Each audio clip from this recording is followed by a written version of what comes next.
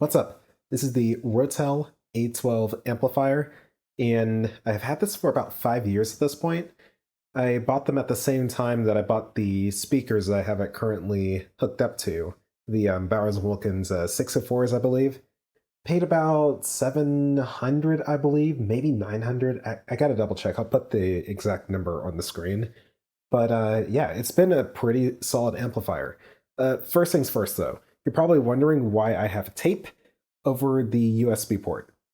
Here's the major issue, really the only issue I've ever had with this amplifier that I just want to get, that I just wanted to find right off the bat.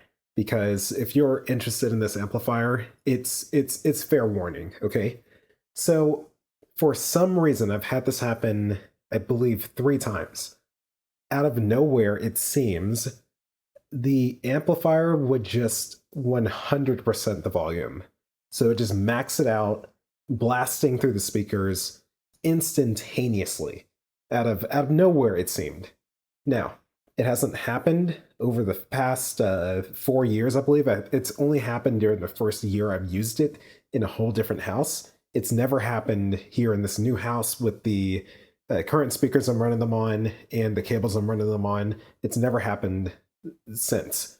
But ever since it did happen, there was only one time I was able to definitively document why it happened.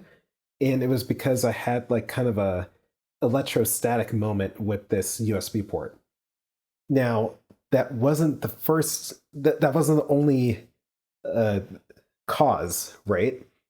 The other times, it seemed to have happened out of nowhere. I remember being in bed one day and I was listening to it through Bluetooth, through my phone. I think it was an iPhone 12 or maybe even an old one at the time. And out of nowhere, just full volume, maxed out, speaker shaking. It scared the crap out of me. And I don't know why it happened. I still don't. So just reminiscing on it makes me want to kind of look for another amplifier, honestly. And I probably should. I probably should have looked for a new one since the first incident. But like I said, over the past 4 years, in multiple different houses, it's never given me that issue since. So yeah, first time, well, or second or third, it happened when I had it plugged up here. The next time I remember it happened when I touched the amplifier and I heard a shock. And it was like around this time, winter time. I touched it around here. There was a shock, and then it instantly maxed out the volume. The other time, yeah, I was on Bluetooth and I have no clue what happened. So but again, has happened in the past 4 years. Huge disclaimer for this amplifier. If you're thinking about getting it, that has a chance of happening.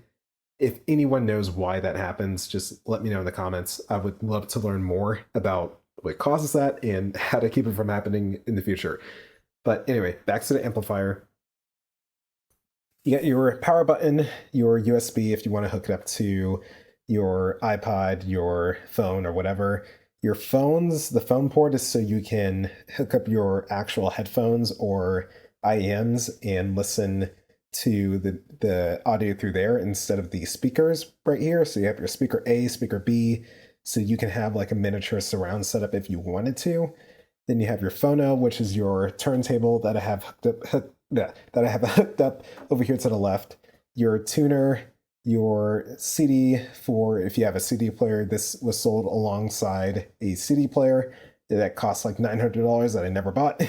Then you have your USB for the USB port, your optical coax aux jack for it's in the back, and your PC USB if you hook it up. If you hook it up to the PC port, which is in the back that I'll show, and then your Bluetooth, which is you press the button, it shows up on your Bluetooth options on your iPhone or whatever, and you can select it through there and play music through there.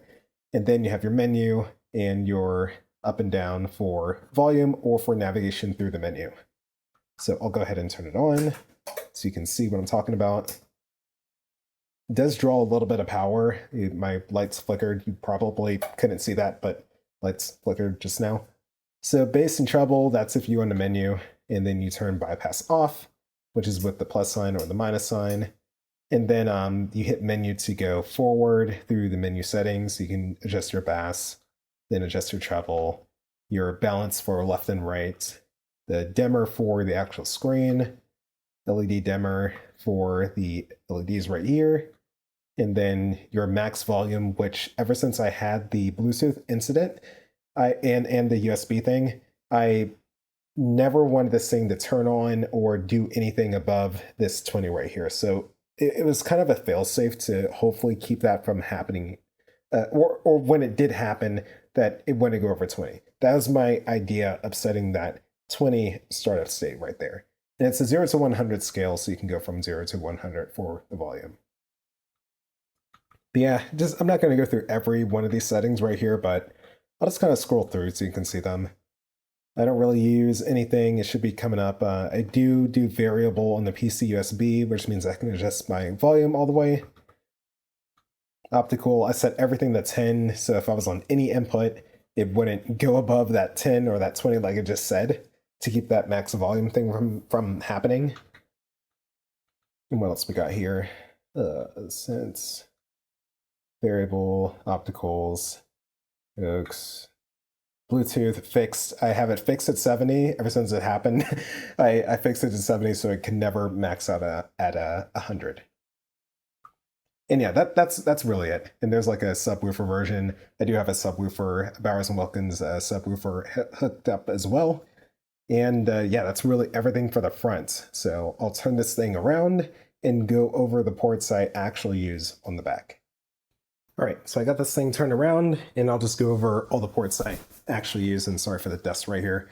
But ground, I use it for the pre-out, that's for my subwoofer, and I use the white for the subwoofer. It's only one cable that goes back there, so use it for the white, goes into the ground, and that's my subwoofer. Phono, I use for my turntable, of course. And then I don't use aux, I don't use tuner, I don't use CD. That's the Bluetooth receiver right there. I use PC USB, so when I plug that up and I'm on my my Windows machine, I can go into the audio options and select ROTEL right off of it, and no problem, instantaneous, works perfectly fine. Never use ROTEL link. I don't know what that is, so I don't use it. And let's see, digital input in the opticals I don't use. I don't use the EXT. I don't use 12-volt trigger out. I don't use the RS-232. I don't use the USB power either, but I do use speaker A. So speaker A are my two primary bookshelf speakers, and I use banana plugs, so I don't wrap it around and then tighten it. You can loosen these up if you want to, and then actually wrap the actual wire around. I think that's super unsafe. So I simply splice the wires, I put it in the back of the banana plug, and then I plug it up just like so. And that's really all I use back here. Plug for the power, of course, and yeah, that's it. So and yeah, like double insulation when servicing only identical placement parts, double insulation. I don't believe that. I mean, when I going back to that incident I had, when I touched this thing and it sparked, it maxed out the volume. That is not double insulation. That is electrostatic issues that need to be addressed, and maybe did get addressed. This is an old model now, so I don't know what's out now, but will I ever get another ROTEL amplifier? No way. It sounds good. Yeah, as far as sound goes, I mean, compared to any old cheap, enormous amplifier that you find in any average cheap theater room or whatever, it has a more crisp highs. It does sound better at a louder volume. It doesn't tear itself apart. The bass response is really nice and firm and just like smooth at the same time.